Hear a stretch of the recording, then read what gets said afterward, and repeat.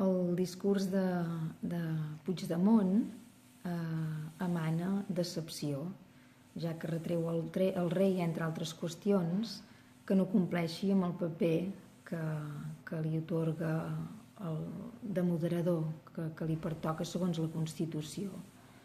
També expressa amb decepció que el govern central no tingui en consideració totes aquelles persones que van anar a votar. Però també emana tolerància, serenitat, seny, coratge i esperança, perquè parla dels votants de l'1 d'octubre i tant fa referència als que van votar que sí com als que van votar que no.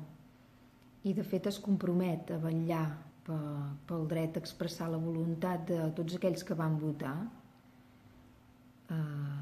Parla també de tots aquells missatges de suport que es van rebre des de la resta de l'estat espanyol com des de la resta del món, d'Europa i de tot arreu, per encoratjar a tothom.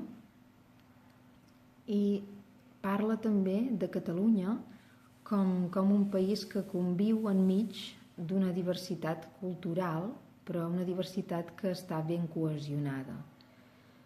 El discurs d'en Puigdemont, per tant, el podríem descriure, o el podria descriure des del meu punt de vista,